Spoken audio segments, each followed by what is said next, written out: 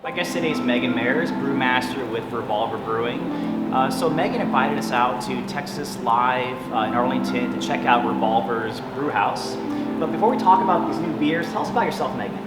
Sure. So I'm originally from Wisconsin. I feel like after Yeah, a little bit, yeah. There's a couple things that trigger it. Like people make fun of me down here. They're like, "What did you say?" I don't know what a hammock is, but originally from Wisconsin. Cool. I moved down here in August of 2019 to run this beautiful space, and then when the opportunity for brewmaster presented itself, I jumped on it. I came from Molson Coors and have 10 years of brewing experience, Awesome. so it's great being able to work for a craft partner and have a lot of fun and freedom to kind of play around and make really great brands. Good deal. And tell us about this space we're in.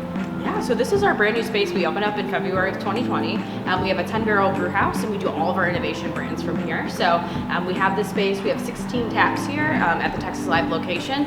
Everything we brew here is only available here, which is great. But yeah, we kind of play around with different styles or different sort of flavors. So all of these brands actually came out of this space. I kind of track sales and talk to the bartenders and the consumers, and we figure out what's working and what isn't, and use that to be able to launch brands for the next year. Okay, cool. Let's try some beers. Yeah, absolutely. Megan, tell us about Revolver's Ranch Water. State of Texas, ranch water is huge. So it kind of started out as like this working man's margarita. So typically it's made with mineral water, agave, tequila, a little bit of salt and lime.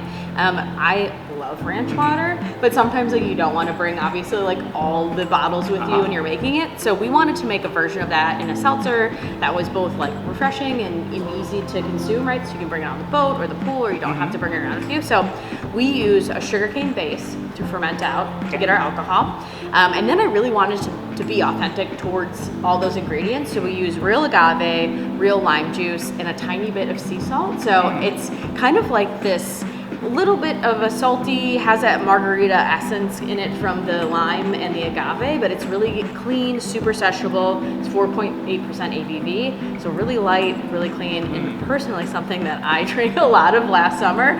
So I'm really looking forward to the warm weather and patio season. Let's try this. All right, yeah, you can take the lime I like off. the lime on there, yeah. It's fizzy, lovely, not overly anything, it's just delicious. Yeah. Yeah, refreshing. I want it to be kind of like be there and then fade off. So this one is another one of my favorites. I feel like every time people ask me what my favorite is, it's like picking your favorite kids. So this is a beer called Dem Berries. It's a blueberry wheat beer. Obviously with being so close to AT&T Stadium, we had to do something.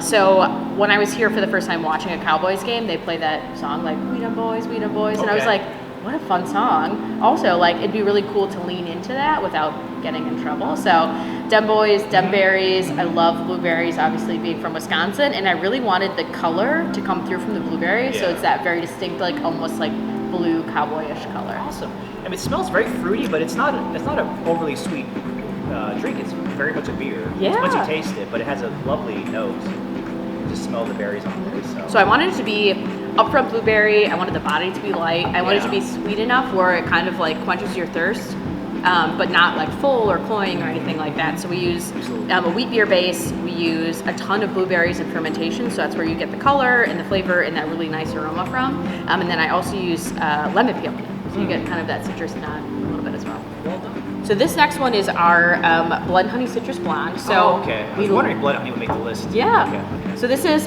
we always say it's like the fun summer cousin to Blood and Honey. So love the beer, but we wanted something that was just a little bit more bright and citrusy for the summer season. So we took everything that we loved about Blood and Honey, but made it a little bit lighter for the hot summer months. So this is 4.8% ABV. Yep, it has a tiny bit of honey, but we put lime peel, lemon peel, and orange peel in the kettle to it to really brighten it up a little bit.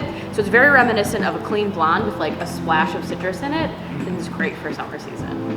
It's everything you love about Blood and Honey, but just a little bit lighter and a little bit more summery. It's a nice variation on it. Yeah. Very nice. Well, how is the original Blood and Honey doing? Is that still your biggest beer? By far. Okay. Yeah, that's what we always say, like that's the beer that keeps our lights on. Like we're Okay. kind of known as a Blood and Honey brewery, which we love.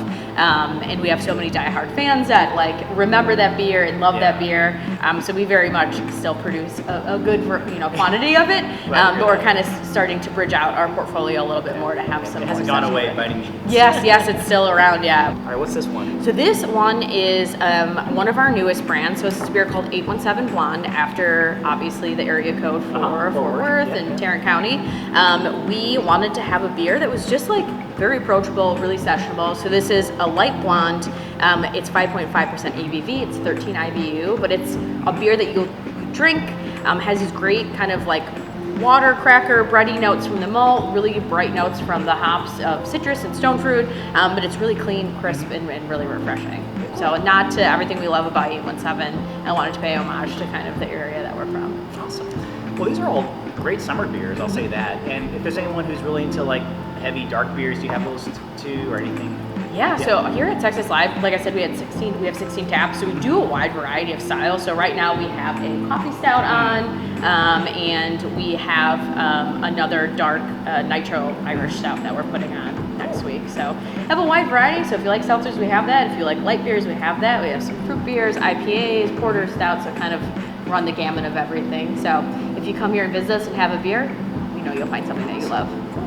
We encourage folks to come out to Revolver's brew house. I think folks know about the Cranberry Brewery. It's pretty popular, but this is a great spot. They have unique beers, as you said, that you can only get here. And just a fun location, even when there's not a game. Just come out here, grab a beer. There's a lot of bars and restaurants here as well. And thanks for your time, Megan. Yeah. It's been fun learning about the brew house, and congrats on the new position with this hugely popular brewery. So yeah, it's been a fun ride. Good job. Yeah, I love it. I mean, how can you not love being able to create great beers and see those in market and really be a part of that brewing culture in the great state of Texas? Well, we're glad you're here. Yeah, thanks for having me. I appreciate it. Thanks for your time. Yep.